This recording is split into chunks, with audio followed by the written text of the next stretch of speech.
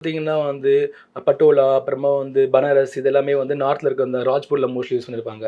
காக்ராஸ் இதெல்லாம் வந்து பார்த்தீங்கன்னா, அது மராட்டியா வந்தா சந்தேரி, பைத்தானி இப்படி யூஸ் பண்ணியிருப்பாங்க பார்த்தீங்கன்னா. அது அப்டேட்டா வந்து சவுத்துக்கு வரப்ப வந்து பார்த்தீங்கன்னா, செக்குடு பேட்டர்ன்லேருந்து பரமக்குடி செக்குலேருந்து பார்த்தீங்கன்னா, தஞ்சை கூரையிலேருந்து பார்த்தீங்கன்னா, காஞ்சிபுரம் சில்க் வைஸா அது வந்து கன்வெர்ட் ஆகும்.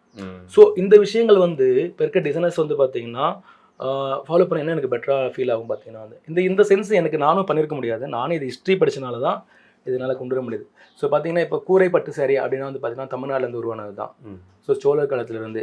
அப்போ நான் சோழா பற்றி நான் படம் பண்ணேன்னா, கண்டிப்பாக நான் வந்து கூரை சாரி யூஸ் பண்ணி தான் ஆகணும். கட்டம் போட்டது, பரமக்குடி செக்குடு இதெல்லாம் வந்து பார்த்தீங்கன்னா. ஸோ அப்போ நான் மராட்டியை பற்றி படம் நான் பண்ணுறப்ப பார்த்தீங்கன்னா வந்து, நான் கண்டிப்பாக வந்து பனாரஸ் யூஸ் பண்ணுவேன், பட்டோலா யூஸ் பண்ணுவேன், ஸோ பைத்தானி யூஸ் பண்ணுவேன்.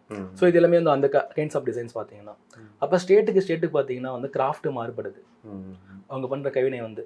அந்த கிராஃப்ட் இப்போ நான் சொன்னேன் இல்லையா, இப்போ காஞ்சிபுரம்னா ஒரு டிசைன்ஸ் இருக்குது.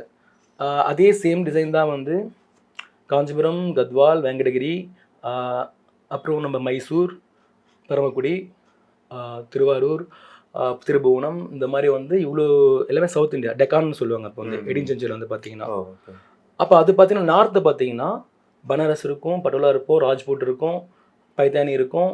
ஸோ இந்த மாதிரி ஒரு அப்புறமா புரோக்கரில் வந்து பெங்கால் ஒரு கைண்ட்ஸ் ஆஃப் ஒர்க் இருக்கும். இந்த ஒர்க்கில் நார்த்துன்னு சொல்ல முடியும்.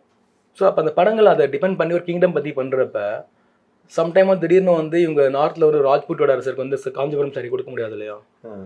ஸோ அதெல்லாம் ஈஸியாக கன்வெர்ட் ஆகிடும். அதெல்லாம் நம்ம ஈஸியாக எனக்கு ரிலேஷன் பண்ண முடியும்.